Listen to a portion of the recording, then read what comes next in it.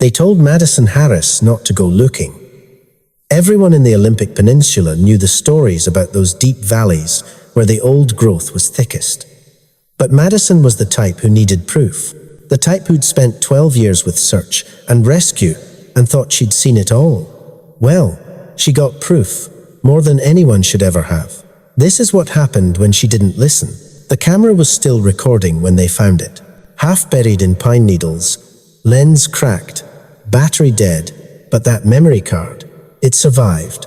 One final image captured at 11:47 p.m. on October 15th. What Jake Anderson photographed that night would become the most analyzed piece of evidence in Washington state's history, because either he captured proof of something that shouldn't exist, or he staged the most elaborate disappearance ever attempted by a park ranger. Here's the thing about Madison.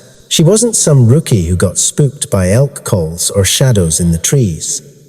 12 years with Olympic search and rescue meant she'd pulled lost hikers from ravines that would haunt your nightmares, tracked missing kids through undergrowth so thick you couldn't see your own feet, recovered bodies from places that made seasoned cops go pale. But Jake Anderson's case, that was different. That changed everything she thought she knew about those forests. And look, I know what you're thinking. Another Bigfoot story, right? Some grainy footage, unreliable witnesses, the usual cryptid nonsense. But here's where you need to pay attention, because what Madison found in those woods, what that camera captured, it's not what you expect, not even close. So before you click away, do me a favor, hit that subscribe button, drop a like if you're already hooked, and turn on notifications, because this story gets darker than those Olympic valleys. Way darker, and you're gonna want to hear how it ends. Now let me back up and tell you how a normal Tuesday morning turned into the most terrifying search operation anyone in Washington had ever seen. October mornings in the Olympics are usually crisp and clear. That particular Tuesday, it arrived wrapped in fog so thick you could barely see 10 feet ahead. Madison was finishing her coffee at the ranger station, scrolling through routine emails, when her radio crackled to life. "Harris, we've got a situation." It was Tom Chen, the station coordinator. His voice had that edge that made Madison's stomach drop. Jake Anderson didn't check in from his patrol route. Madison set down her mug. When was he due? 7 a.m. It's now 9:30. Okay, so here's the thing about cell coverage in Olympic National Park. It's spotty as hell. Radios can fail in the valleys. Equipment malfunctions. It happens. But Jake Anderson wasn't the type to miss a check-in. 23 years on the job. Never took unnecessary risks. The kind of ranger who triple-checked his gear and left detailed route plans like his life depended on it. Because sometimes it did. "I'm on my way," Madison said, already grabbing her pack. Jake's patrol sector covered 40 square miles of old-growth forest along the Hoh River Valley, some of the most remote terrain in the lower 48. Trees so massive, they created their own weather systems. Ravines that hadn't seen direct sunlight in centuries. The kind of place where you could disappear forever and nobody would ever find you. And damn, if that wasn't what happened. They launched the initial search within 6 hours. Standard grid pattern, working out from Jake's last known position. His truck was still at the Spruce Bottom trailhead, keys in the ignition, driver's door ager. His patrol log sat on the passenger seat. The final entry scrawled in rushed handwriting that made Madison's skin prickle. Investigating reports of unusual wildlife activity near mile marker 7. That was it. No details, no follow-up. Just those 9 words, and then nothing. Madison ran the search team with Tyler Brooks, another veteran SAR operator who'd worked with Jake for 15 years. They had 30 people combing the forest within the first 24 hours. Dogs, drones, helicopters with thermal imaging. The whole 9 yards. Found something, Tyler radioed on day 2. Bootprints, size 12 danners. Definitely Jake's. Madison jogged to his position, following the muddy trail. The prints headed north along the established trail for maybe a quarter mile. Then they veered suddenly west, straight into unmarked wilderness. Why would he leave the trail? Tyler asked. Madison studied the prints. They were deep, purposeful, not the scattered tracks of someone lost or injured. He was chasing something. The tracks led them to a creek crossing, and then they just stopped. Like Jake had vanished mid-step. No signs of a struggle, no blood, no torn clothing. Just bootprints ending at the water's edge. That's not normal, Tyler said. And damn, that was the understatement of the century. That's when the stories started surfacing. And look, Madison had heard the local folklore. Every ranger had. Hunters who abandoned camps in the middle of the night. Hikers reporting sounds they couldn't identify. A rhythmic knocking that echoed through the valleys. Howls that were almost human but not quite. The kind of stories you dismissed as city folks getting spooked by elk calls. But the locals? They knew better. Emma Rivers pulled Madison aside at the command post on day 3. Her family had lived on the Quileute Reservation for generations, and she worked as a cultural liaison with the Park Service. The expression on her face made Madison stop what she was doing. My grandfather used to tell stories about this area, Emma said, voice barely above a whisper. Said there were places in those woods you don't go. Things that have been there longer than us. Longer than anyone. Madison wanted to thank her politely and file it under campfire stories. She had a missing ranger to find, not folklore to chase. But something in Emma's eyes stopped her cold. This woman wasn't trying to scare her. She was trying to warn her. What kind of things? Madison asked. Emma shook her head. The kind you don't name out loud. The kind that know when you're talking about them. Yeah, that kind of creepy local wisdom that made Madison's rational mind want to roll its eyes. But standing there in the fog, with Jake still missing, and those bootprints ending at nothing, she couldn't quite manage it. The second week brought the first real evidence. And by real, I mean the kind that made people stop talking and start praying. Harris, you need to see this. It was Connor Martinez from the Canine Unit, and he sounded shaken. Actually shaken, and Connor had pulled bodies from crevasses that would make your stomach turn. Madison hiked to his position, deep in the old growth about 3 miles from the creek crossing. Connor pointed up, way up, 20 feet up a Douglas fir. There was a torn piece of Jake's uniform jacket, forest green fabric, fluttering in the wind like a surrender flag. The branch it was snagged on was as thick as Madison's thigh, and there were no lower branches for at least 15 feet. How the hell did it get there? Madison asked. Connor shook his head. No claw marks on the tree. No disturbance in the moss below. No signs of anything climbing. It's just there. Madison stared at that scrap of fabric. Her mind tried to work through the logistics. Jake was 5 to 10. Even if he jumped, even if he somehow threw his jacket, it didn't make sense. None of it made sense. They expanded the search area, brought in specialists from Portland, analyzed soil samples and scat they couldn't quite identify, found trees with bark stripped away in patterns that made the forensic team go quiet. And then they discovered the footprints. Not Jake's footprints. Different ones. Way different. Detective Kyle Wilson from State Police cornered Madison during a shift change on day 10.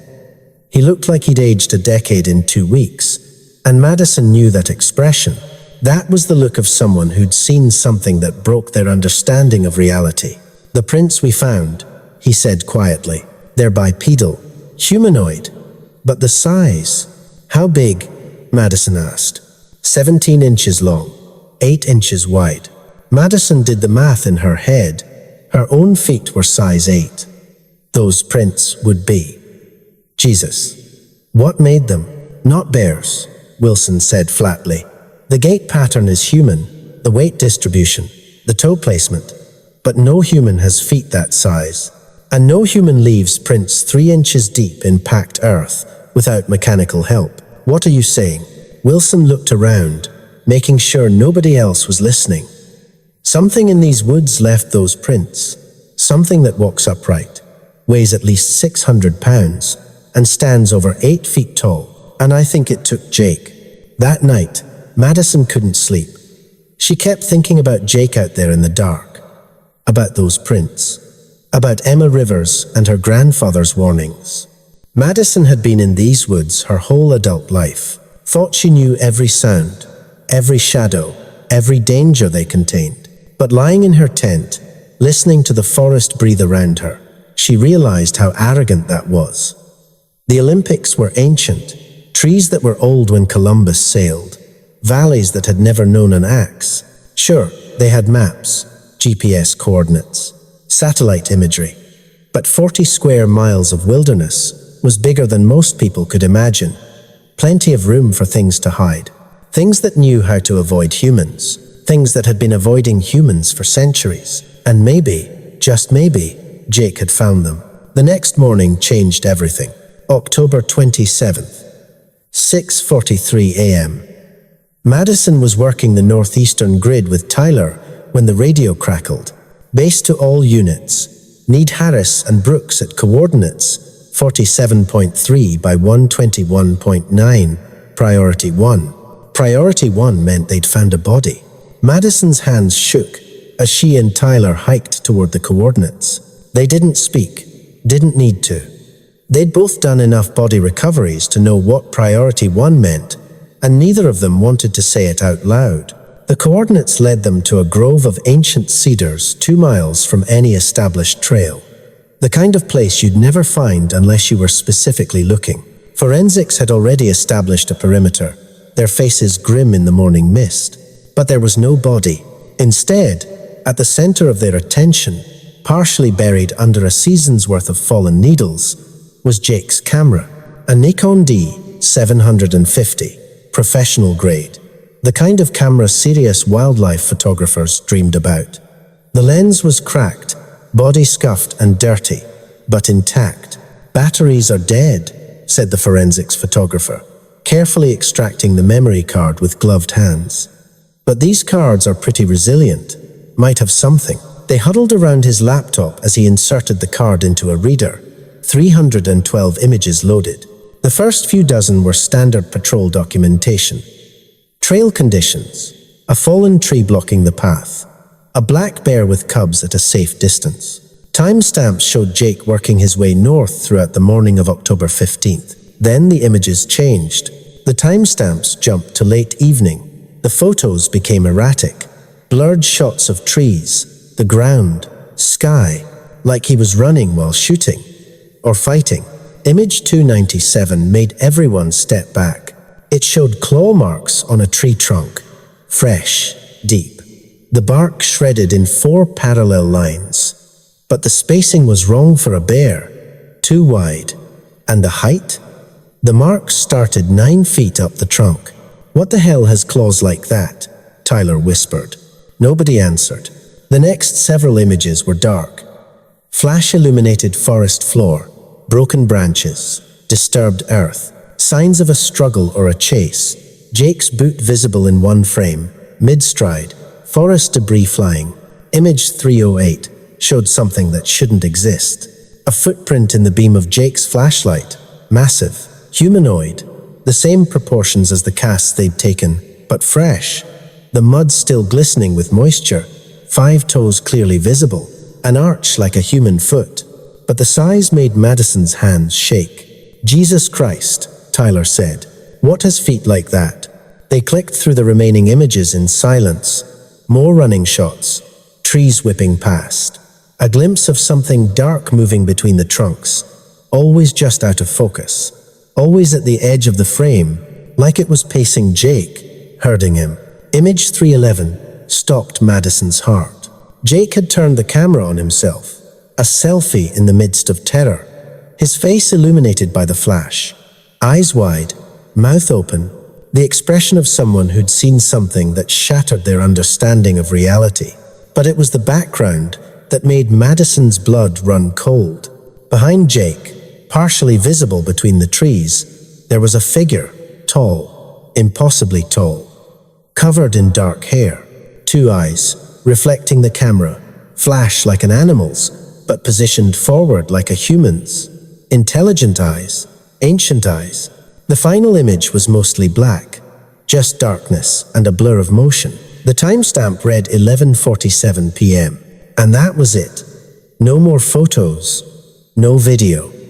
Just 312 images that documented Jake Anderson's last hours, ending with photographic evidence of something that wasn't supposed to exist. The room stayed silent for a long moment. Then Detective Wilson cleared his throat. "I'm confiscating this camera as evidence. Nobody talks about what we just saw. Nobody. This is now a state investigation." "Bullshit," Madison said. The word came out harder than she intended. "Jake's one of ours. You can't just—" "I can, and I am." Wilson's voice went cold. "You want this leaked to the media. You want every cryptid hunter and conspiracy theorist in America descending on this forest, because that's what happens if word gets out," Madison wanted to argue. But she knew he was right. That photo of the creature would go viral in hours. The forest would become a circus. Any hope of finding Jake alive would vanish, if there was any hope left at all. The FBI showed up on day 14, Homeland Security on day 16. Suddenly the search operation wasn't being run by Park Service anymore. It was federal, classified. Madison and her team were relegated to support roles, kept away from the actual investigation. But Madison had connections, friends in the forensics lab, rangers who'd worked with Jake, people who owed her favors, and slowly, piece by piece, she started gathering information that the feds didn't want anyone to see. The hair samples they'd collected from the tree bark. The DNA analysis came back as 98.7% human, the other 1.3% unknown, not matching anything in any database. The plaster casts of those massive footprints, they showed dermal ridges, unique fingerprint-like patterns that couldn't be faked with any known prosthetic technology. The audio recordings from the search teams, when analyzed with specialized software, they contained low-frequency vocalizations below the range of human hearing, infrasound, the kind that could cause feelings of dread, nausea, disorientation. Every piece of evidence pointed to the same impossible conclusion. Something was living in those forests, something bipedal, intelligent, and massive, something that had taken Jake Anderson, and the government was working overtime to cover it up. Madison started doing her own research. Late nights at the library in Port Angeles. Deep dives into online forums she'd previously dismissed as conspiracy nonsense. Talking to locals who had stories they'd never reported, because who would believe them? The pattern became clear once she knew what to look for. A territory roughly circular, about 15 miles in diameter, centered on the deepest valleys where the old growth was thickest, where humans rarely ventured, reports going back decades. A hunter who swore something threw a 200-pound elk carcass at his camp. Loggers who refused to work in certain areas because of the feeling. Park rangers who'd seen shadows between the trees that moved wrong, too big, too purposeful. And the disappearances. Jake wasn't the first. Over the past 30 years, at least 7 people had vanished in that territory without a trace. Most were written off as wilderness accidents, lost hikers, falls, bear attacks. But Madison found the common thread. Every single one had gone missing in the same 15-mile radius. Every single one had left behind evidence that didn't quite make sense, and every single investigation had been shut down or classified once certain evidence surfaced. Dr. Sandra Martinez, a primatologist from the University of Washington, agreed to meet Madison off the record. She'd been part of the FBI investigation, but was bound by NDAs. They met at a diner in Forks. Dr. Martinez looked tired, nervous, like someone who'd seen things she couldn't unsee. "The footprint casts are remarkable," Dr. Martinez said carefully, stirring her coffee without drinking it. "The dermal ridges, the flex patterns, the weight distribution, they're consistent with a large primate. But the bone structure suggested by the impressions? It doesn't match any known species." "What about the DNA?" Madison asked. Long silence. Dr. Martinez glanced around the empty diner. "Hypothetically speaking, if you found genetic material that was almost human but not quite, If you found markers that suggested a divergent evolutionary path, a parallel branch that developed alongside Homo sapiens but remained isolated, what would you do with that information? You'd have two choices, Dr. Martinez said. Study it, protect it, acknowledge that we share this planet with another intelligent species. She paused. Or you'd bury it, classify it, pretend it doesn't exist. Which option did they choose? Dr. Martinez stood to leave. Some discoveries are too big for the world to handle, Harris. Some mysteries are better left unsolved. But Madison couldn't leave it unsolved. Jake Anderson had been her friend, her colleague. He deserved better than becoming another unexplained disappearance. Another statistic. The official search was called off on day 28. Not enough evidence to continue. Presumed dead, likely killed by wildlife. The camera evidence was classified. The forensic results sealed. Everyone involved signed NDAs and moved on. Except Madison. She went back to the forest. Not with a team, not with cameras or weapons, just her. Hiking the old paths in the pre-dawn darkness. Waiting, listening, hoping. It took 3 months before she saw it. March 7th. 5:47 a.m. Mist rising from the whole river. Madison was sitting on a moss-covered log, just watching the forest wake up. No camera, no recording equipment, just watching. That's when the birds went silent. If you've spent time in the wilderness, you know that silence. The sudden hush that falls when a predator moves through, every small creature freezing, hiding, waiting for danger to pass. But this was different, deeper. Even the trees seemed to hold their breath. It emerged from the cedars 40 yards away, moving with impossible grace for something so large, 8 feet tall at least, covered in dark brown hair that seemed to absorb the dim light. It walked upright, arms swinging naturally, head turning to scan the forest. Then it saw her. They stared at each other across the misty clearing. Those eyes, exactly like in Jake's photo. Intelligent, ancient, calculating. Madison didn't move, didn't breathe. Some primal part of her brain screaming warnings that her conscious mind couldn't process. It could have covered the distance between them in seconds, could have done whatever it had done to Jake. Instead, it tilted its head slightly, studying her like she was studying it. Then it turned and walked back into the forest, unhurried, unafraid. 3 steps, and it was gone, swallowed by the trees like it had never existed. Madison sat there until the sun rose, until the birds started singing again, until her hands stopped shaking. Then she hiked out and made a decision. She started compiling everything she'd learned, every piece of evidence she'd gathered, every witness statement, every classified document she'd managed to get her hands on through back channels and quiet favors. Not to publish it, not to go public, but to understand, to document, to preserve the truth even if nobody else ever knew it. Because here's what Madison realized in that clearing, staring into those ancient eyes. Jake Anderson had found something humanity wasn't ready for, something that had been here longer than us, something that deserved to remain hidden. And maybe, just maybe, Jake was still out there somewhere. Not dead, not taken, but chosen, living among them, learning their secrets, becoming something between human and whatever they were. The locals still reported strange howls echoing through the valleys. Hunters still abandoned camps in the middle of the night. Hikers still spoke in whispers about the feeling of being watched.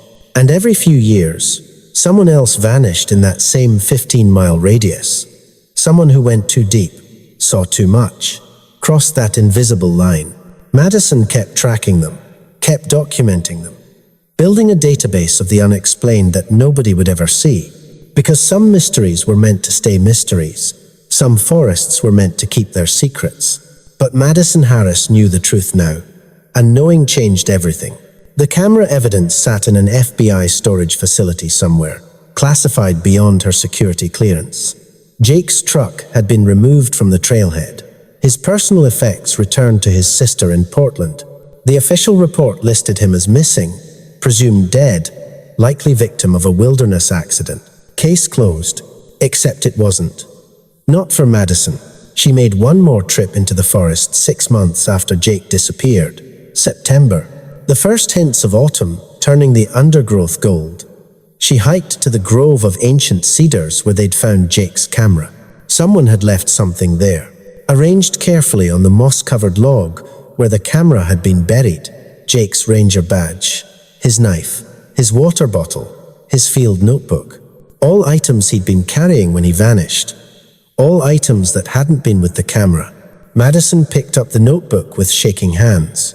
The final entry, written in Jake's handwriting but somehow different, calmer, more purposeful, read, "They're not what we think. They're not dangerous unless we make them dangerous. They've been here forever, and they'll be here long after we're gone. Some bridges aren't meant to be crossed from our side. Sometimes you have to let them come to you. I understand now why they stay hidden. I understand why they have to. Tell Madison I'm okay. Tell her I chose this. Tell her some mysteries are meant to be lived, not solved." Madison stood there in the grove for a long time, holding Jake's notebook. The forest around her was alive with sound. Birds, insects, the wind through the cedars, and something else. Something watching from the shadows. She could feel it even if she couldn't see it. She set the notebook back on the log carefully. Then she spoke to the forest, to whatever was listening. "I won't tell. I won't bring anyone back here. Your secret stays secret. Jake's choice stays his choice." The feeling of being watched intensified for a moment.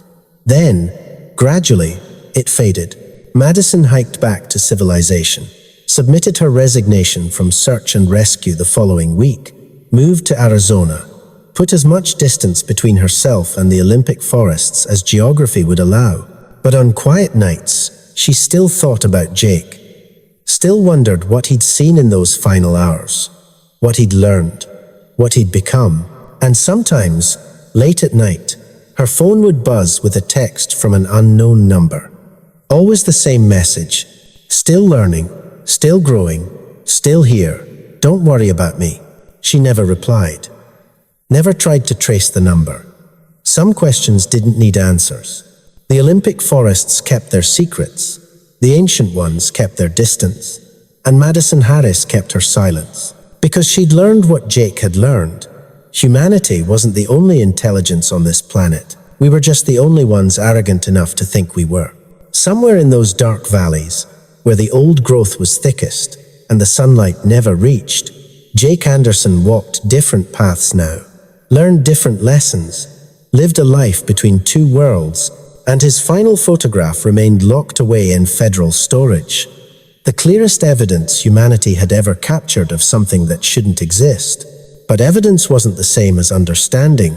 Proof wasn't the same as acceptance. So the image sat in darkness, waiting. A frozen moment between one reality and another, between what we knew and what we feared, between human and something else entirely. And the forests kept growing, kept breathing, kept hiding their ancient inhabitants from a world that would destroy them if it knew they were real.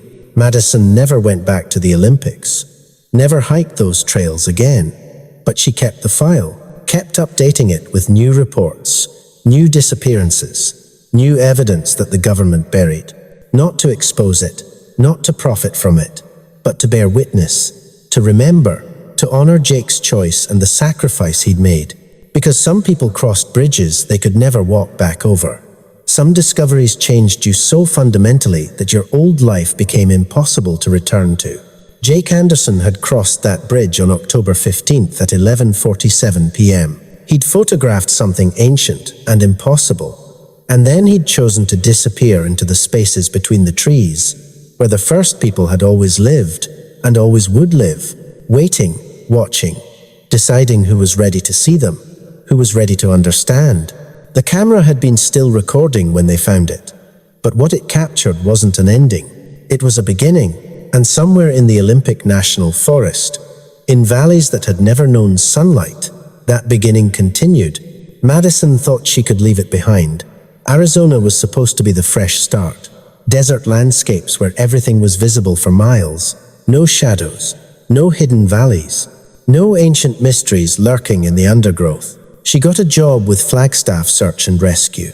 Same work, different terrain. The mountains there were beautiful in their own way, but they didn't breathe like the Olympics did. Didn't watch you. Didn't hold secrets that made your skin crawl.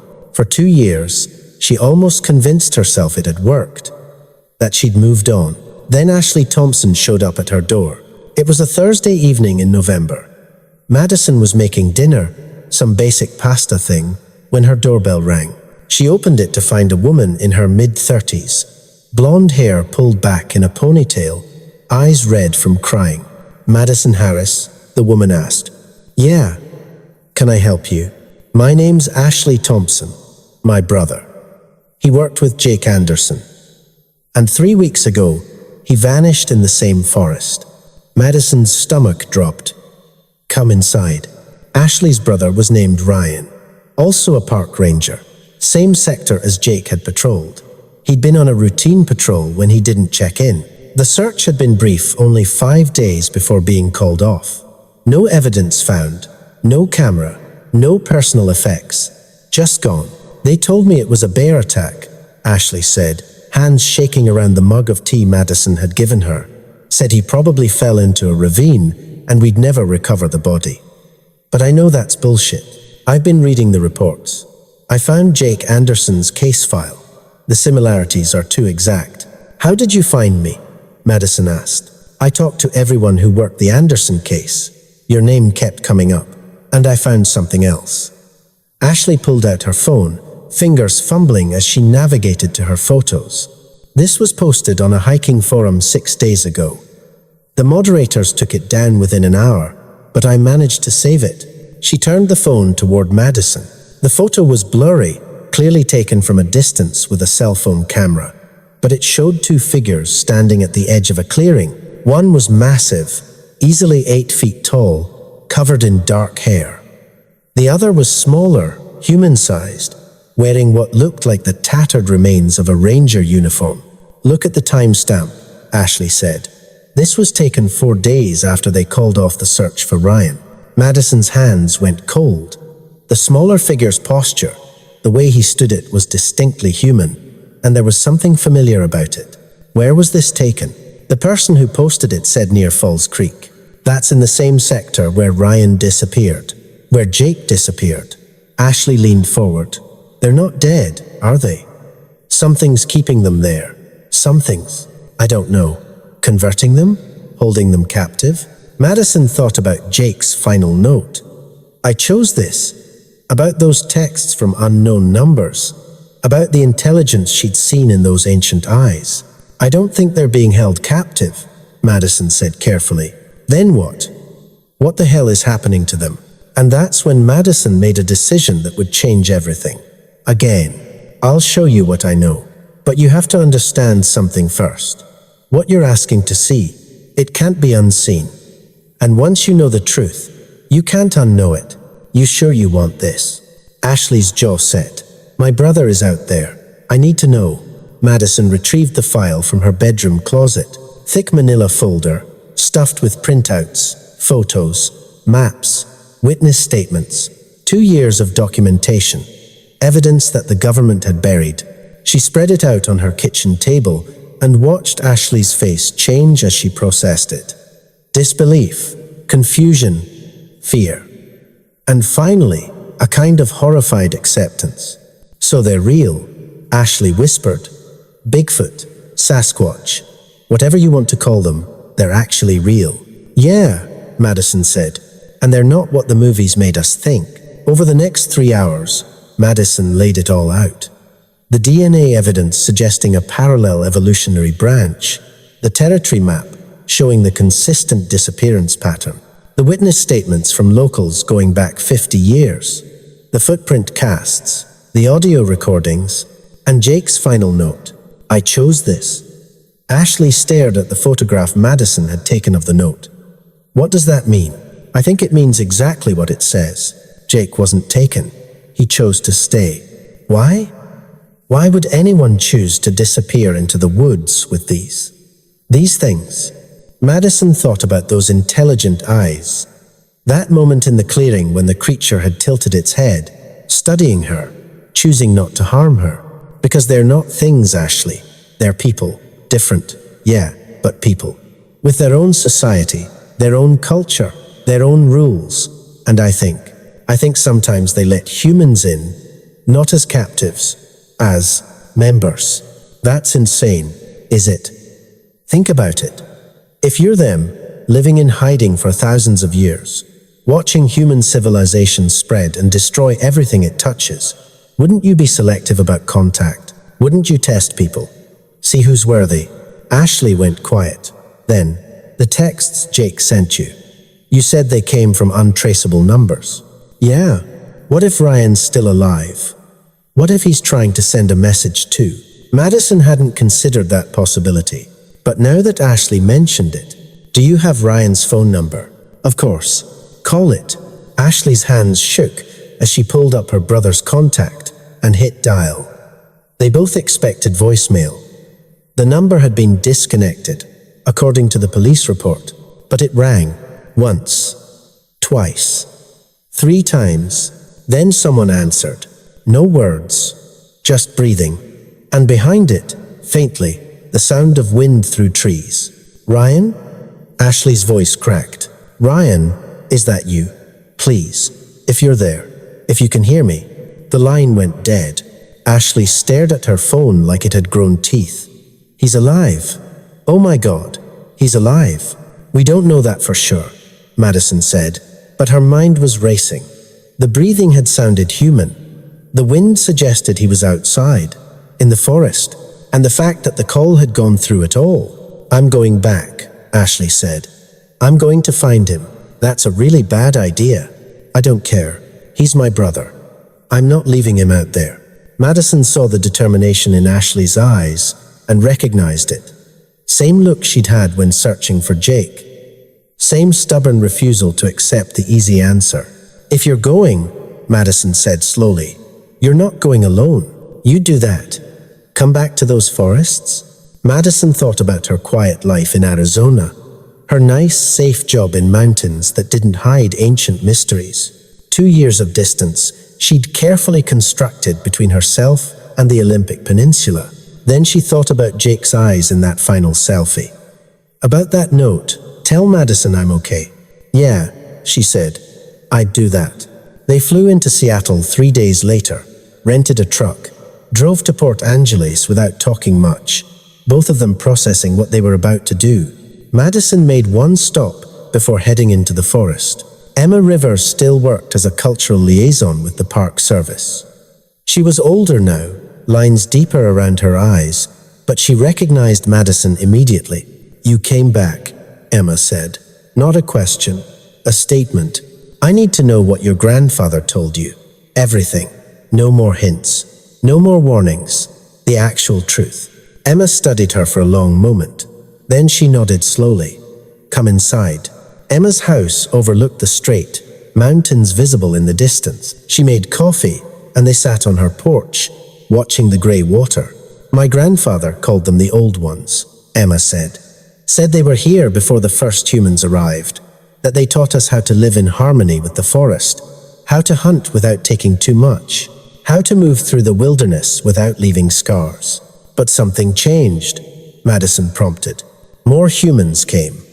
Different humans who didn't listen, who took everything, cut down the sacred trees, killed without respect. The Old Ones withdrew into the deepest places, became legends, myths, things to scare children with around the campfire. Emma paused, but they never left. They just became invisible. Your grandfather saw them? Once. He was 14, out hunting alone, got lost in a storm, found shelter in a cave, and they were there. 3 of them. He thought he was dead. But they didn't hurt him. They waited until the storm passed, then led him back to the trail. He never told anyone except family. Said some truths were too important to risk. Did he say anything about humans joining them? Living with them? Emma's eyes sharpened. Why are you asking that? Madison explained about Jake, about Ryan, about the photo Ashley had saved. Emma was quiet for a long time. When she finally spoke, her voice was barely above a whisper. My grandfather said the old ones sometimes chose humans. Not many, maybe one every few generations. People who understood the balance, who could see beyond human selfishness. He said those chosen ones became bridge walkers. Not fully human anymore, but not old one either. Something in between. What happened to them? They lived in both worlds, could move between them, helped maintain the balance, kept the old ones, hidden while keeping humans from destroying everything. Emma met Madison's eyes, but it required sacrifice. Once you crossed that bridge, you couldn't come all the way back. Part of you would always belong to the forest. Ashley, who'd been listening silently, spoke up. Is my brother dead? No, Emma said. But he's not the person you remember either. And if you go looking for him, you need to understand you might find him, but you might not be able to bring him home. I need to try. Emma nodded. Then I'll help you. But we do this properly. With respect. The old ones respond to respect. Over the next 2 days, Emma taught them the protocols her grandfather had passed down. How to enter the forest with proper intention. What offerings to leave. How to make yourself known without threatening. Most importantly, she taught them the signs that meant, go back. If you see cairns of stones where there shouldn't be any, go back. If trees are marked with claw marks in sets of 4 at eye level, go back. If you find a circle of disturbed earth with animal bones in the center, go back immediately. Why? Madison asked. Because those are boundaries. Warnings. Cross them without permission. And the old ones won't be gentle. They'll defend their territory. On the 3rd day, they entered the forest. Madison, Ashley, and Emma. No GPS trackers, no cameras, no weapons, just backpacks with basic supplies and the knowledge Emma had given them. They started at the Spruce Bottom trailhead, same place Jake's truck had been found 2.5 years ago. The forest felt different than Madison remembered. Darker somehow. More watchful. Stay together, Emma said. Don't separate for any reason. They hiked north along the established trail, following the same route Jake had taken. The same route Ryan had probably taken. Mile marker 7 was where both had left the trail. Sure enough, there were boot prints in the mud. Recent ones, size 12 or 13, heavy tread. Could be hikers, Ashley said hopefully. But Madison saw what Emma saw. The prints headed straight into the unmarked wilderness. No hesitation, no wandering. Like whoever made them knew exactly where they were going. They followed the prints west. The forest grew denser, older. The trees here were truly ancient. Their trunks so thick, 3 people couldn't have linked arms around them. The canopy overhead blocked most of the light. After 2 hours, they found the first cairn. A pile of stones, maybe 3 feet tall, positioned at the edge of a narrow valley. Definitely human-made. Definitely a warning. We should go back, Madison said. Ashley stared at the cairn, at the valley beyond. Ryan came through here. I know he did. Ashley, look, Ashley pointed. Carved into the nearest tree, about 7 feet up, were 4 deep claw marks. Parallel, purposeful, a boundary marker. But beneath it, scratched into the bark much lower, was something else. Letters carved with what looked like a knife. A.T. I'm okay, keep going. Ashley's initials. A message for his sister. He knew I'd come, Ashley whispered. He knew I'd find this. Emma examined the carving. This was made recently. Within the last week. He's alive.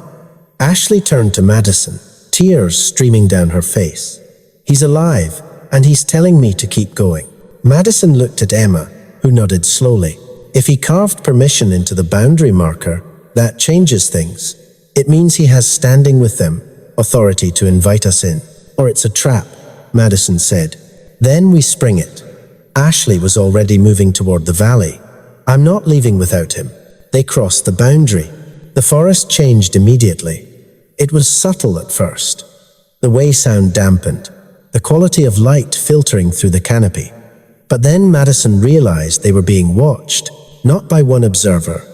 Many. She caught glimpses of movement between the trees, large shapes keeping pace with them, always just out of clear sight. Never threatening, but definitely herding. They're guiding us, Emma said quietly. Just keep walking. Don't make sudden moves. The valley narrowed into a gorge. Water rushed somewhere below. The walls pressed in on both sides, covered in moss and ferns. And there, at the center of the gorge, was a cave entrance. Not natural, too regular, too purposefully shaped. And standing at the entrance, illuminated by the dim light, were two figures. One was massive, over 8 feet tall, covered in reddish-brown hair, with the same intelligent eyes Madison remembered.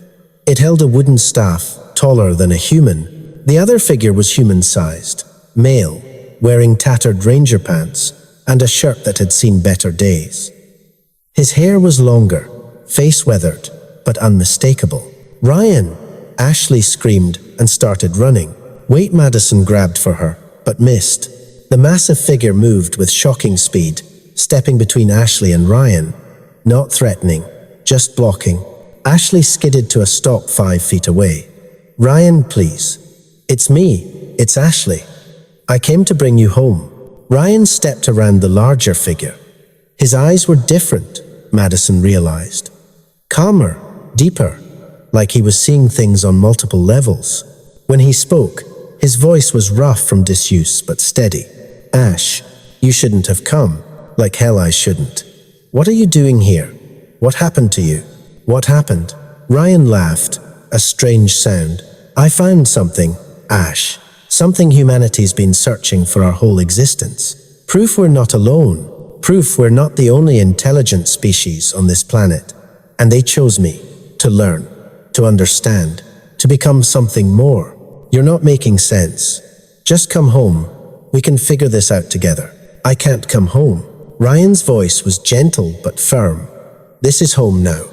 I'm one of them now, not fully human anymore. The things I know, the things I've seen, the way I perceive reality, I couldn't fit back into that old life if I tried." The massive figure behind him made a sound, deep, resonant. Not quite language, but definitely communication. Ryan nodded, like he understood. Then he looked at Madison. "You're Madison Harris. Jake told me about you. Said you understood. Said you let him go. Jake's here." Madison's heart hammered. "He comes and goes. He's in the Northern Territory right now, teaching the young ones about human technology, how to avoid it, how to stay hidden in a world with satellites and drones."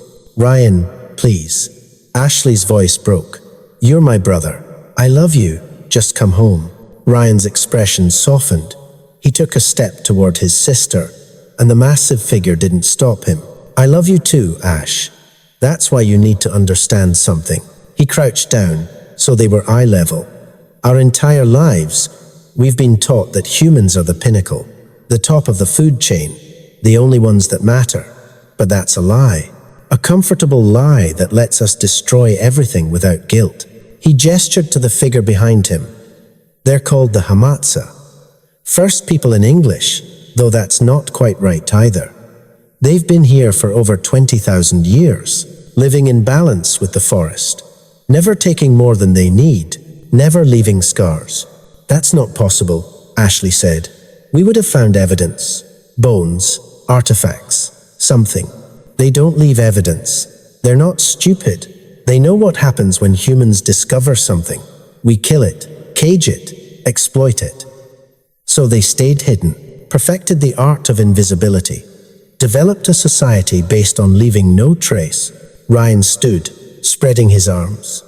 "And now, I'm part of that society, learning things that would blow your mind. They have language, Ash, mathematics, philosophy, art, all developed independently from humans, and they're willing to share it with me because I proved I could respect it, protect it, by abandoning everyone who loves you." Ashley's voice turned angry. "By faking your death and hiding in the woods?" "I didn't fake anything. I made a choice. Same choice Jake made. Same choice maybe a dozen others have made over the centuries." Ryan paused. "And the same choice I'm offering you." Silence fell over the gorge. Even the water seemed to quiet. "What?" Ashley whispered. "You found me. You proved your determination. Your refusal to accept the easy answer. The Hamatsa see that as strength, as worthy. Ryan looked at Emma, then Madison. All three of you, you've been invited to choose. The massive figure behind Ryan made another sound. This time, two more emerged from the cave entrance, both over 7 feet tall. One had darker fur, almost black. The other was lighter, a deep brown gray. Madison felt her legs go weak. This wasn't a trap. It was recruitment. Stay, Ryan said. Learn with me. Become bridge walkers. Help protect something ancient and precious from a world that would destroy it. Or leave, added a new voice. Everyone turned. Jake Anderson walked out of the forest behind them. He looked different, stronger, more present somehow. His ranger uniform was long gone, replaced with clothing that looked handmade from animal hide. His hair was wild, face bearded, but his eyes were bright and clear and completely sane. Jake, Madison breathed. Madison, long time. He smiled, and it was Jake's smile. Real, warm. Sorry about the cryptic texts. Couldn't risk giving too much away. You're okay. You're actually okay. Better than okay. I'm free. For the first time in my life, truly free. Jake walked past her to stand beside Ryan. But I get that this is a lot. Trust me, it was a lot for me too. So here's the deal, you can leave. Right now, walk back the way you came. The Hamatsa will let you go unharmed. Go back to your lives. Pretend this never happened. And if we stay, Emma asked quietly, then you train, you learn, you prove you can handle the truth. And eventually, if you're worthy, you become part of something bigger than yourself. Something that's been hidden from humanity for millennia. Something that desperately needs human allies who understand both worlds. Madison looked at the Hamatsa, at Jake and Ryan, at Ashley and Emma. Every rational part of her brain screamed to leave, to run, to get back to civilization and safety and normalcy. But another part, a deeper part, remembered those intelligent eyes in the clearing, remembered the feeling of being chosen, tested, found worthy. How long do we have to decide? She asked.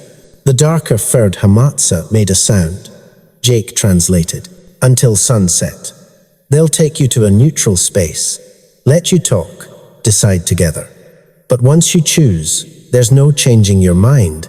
They were led deeper into the cave system, to a chamber lit by natural skylights, warm and dry.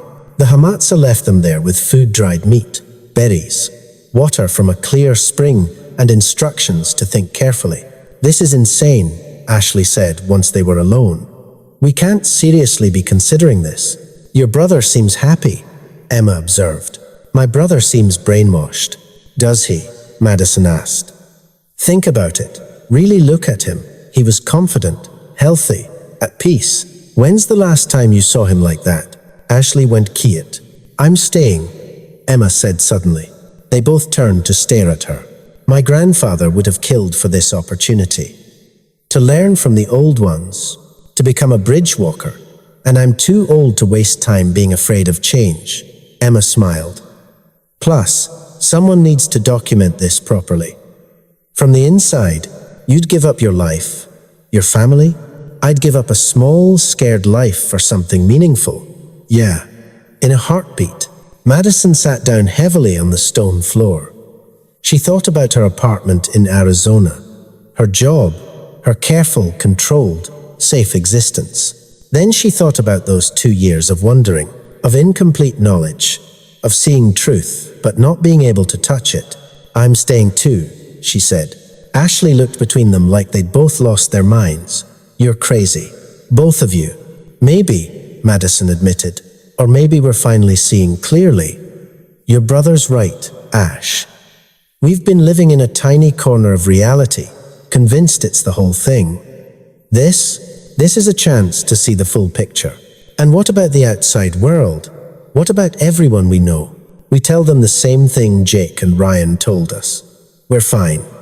We chose this. And someday, maybe, we'll be able to explain why.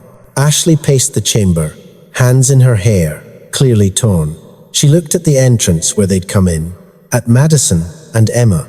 at the choice laid out before her. If I leave, she said slowly, I never see Ryan again, do I? Probably not, Madison said honestly. Bridge walkers don't come back. That's the whole point. But if I stay, I'd be with him. We'd be together. In a new way, a different way. But yeah, together. Ashley closed her eyes, breathed deep. When she opened them again, Madison saw the decision there. I need to see him, to really talk to him, make sure he's really okay and not just, I don't know, hostage, with Stockholm Syndrome. Emma went to the entrance and called out. A few minutes later, Ryan appeared. Alone, Ashley pulled him aside, and for the next hour, they talked. Madison and Emma couldn't hear the words, but they saw the tears, the hugs, the long conversation that siblings who genuinely loved each other needed to have. Finally, Ashley came back. Okay, she said, I'll stay, but I have conditions.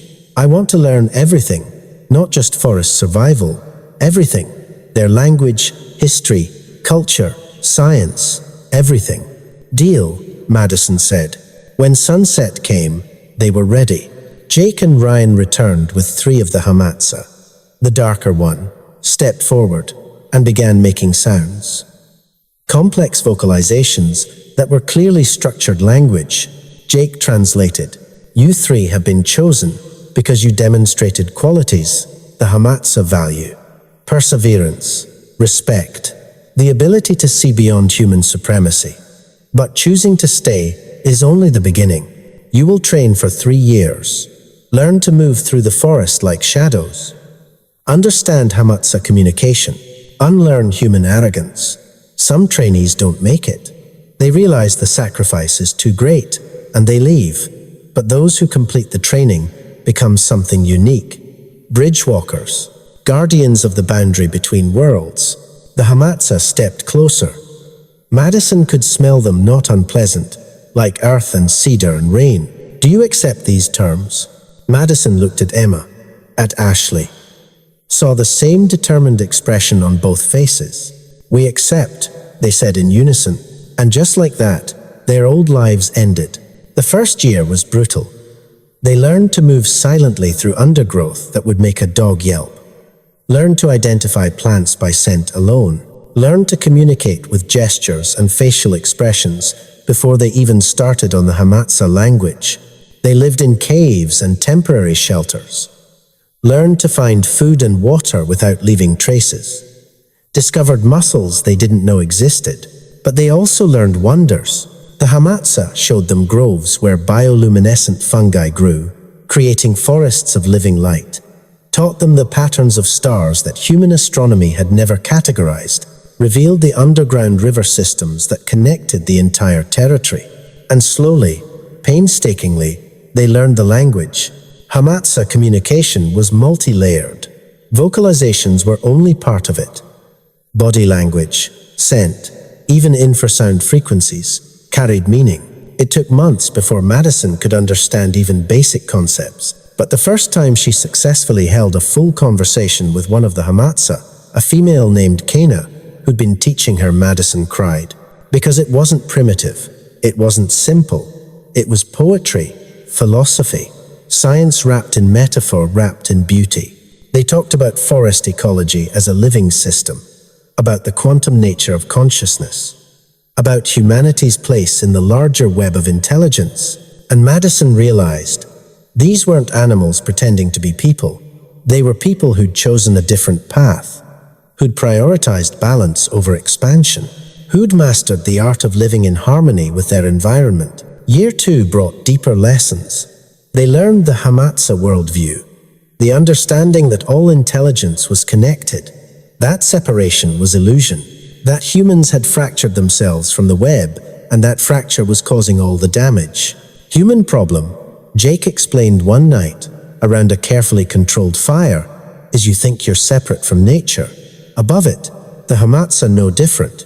They're part of the system, not apart from it. But that's changing, isn't it? Emma said. Human expansion is destroying habitat even here. Eventually we'll be discovered. Which is why bridge walkers matter, Ryan added. We can interface with both worlds, protect Hamatsa territory, while helping humanity understand what they're destroying. How many bridge walkers are there? Madison asked. Active ones? Maybe 20. Scattered across North America. But there used to be more. Way more. Before colonization, the relationship between Hamatsa and humans was different. More balanced. What happened? Same thing that always happens when one group decides they're superior. The Hamatsa retreated, became invisible, and the bridgewalkers stopped being chosen because there were no more humans worthy of the honor. Year 3 focused on mission, on learning to slip back into human civilization when needed. How to use modern technology to obscure Hamatsa territory. How to redirect hiking trails and development projects away from critical habitat. It meant limited trips back to civilization, staying in cheap hotels for a few days, filing anonymous reports with conservation groups, updating maps to show dangerous terrain where there wasn't any. The work was subtle, invisible, but effective. Madison's first solo mission was to redirect a logging operation. She posed as an environmental consultant, pointed out protected species habitat that happened to border Hamatsa territory, and watched the logging company change their plans. When she returned to the forest, Kena greeted her with what Madison had learned was a smile. The facial expression was slightly different from humans, but the meaning was clear. You did well, Bridgewalker. Those words meant everything. At the end of 3 years, there was a ceremony. All the Hamatsa in the territory gathered there were more than Madison had realized. Maybe 50 individuals, along with a dozen or so bridgewalkers. The ceremony was conducted entirely in Hamatsa language and ritual. It involved fire, stone, water, and earth, symbols from a culture that predated human writing. When it was over, Madison Chen, Emma Rivers, and Ashley Thompson were officially bridgewalkers. Not fully human, not fully Hamatsa, something in between, something necessary. They were given territories to watch over. Emma took the western valleys, Ashley the northern ranges, Madison the southern sectors, where human encroachment was worst. Jake and Ryan would continue their work, Jake specializing in technology countermeasures, Ryan in wildlife management and ecological protection. The work was never-ending, but it was meaningful in a way their old lives never had been. 5 years after entering the forest, Madison made a trip back to Port Angeles. She needed to check on new development plans for the peninsula. Walking down the street in human clothes, weird, after so long, she passed a newsstand. The headline caught her eye: Wilderness Disappearances Decline in Olympic National Forest. She bought the paper.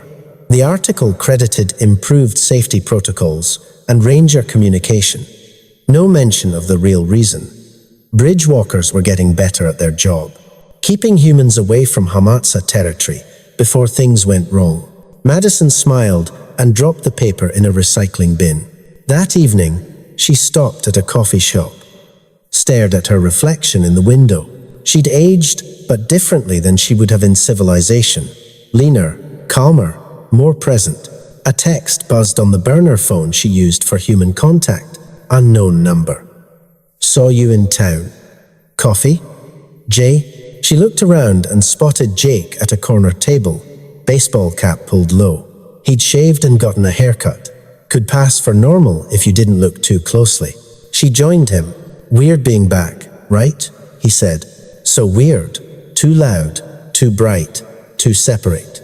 It gets easier. Or harder, depending on how you look at it. Jake sipped his coffee. Heard you got the logging operation redirected. Nice work. Thanks. How's the Northern Territory? Stable. We had some drone activity last month. Probably hobbyist photographers. But Ryan managed to scramble their signals without them noticing. They just think their equipment glitched. They sat in comfortable silence. Two people who understood something the world wasn't ready for. Do you ever regret it? Madison asked.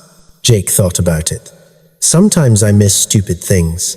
TV shows, pizza delivery. But regret? No, never. We're doing something that matters. Protecting something irreplaceable. How many people can say that? Not many. Exactly. He stood to leave. Stay safe out there, Madison. The work's only going to get harder as human expansion continues. You too, Jake. She watched him disappear into the evening crowd. Just another face. Another person going about their life. Nobody knowing the truth. That night, Madison hiked back into the forest, back home. The transition was immediate and profound. The moment she crossed the boundary, the human world fell away. Kana was waiting at the usual meeting spot.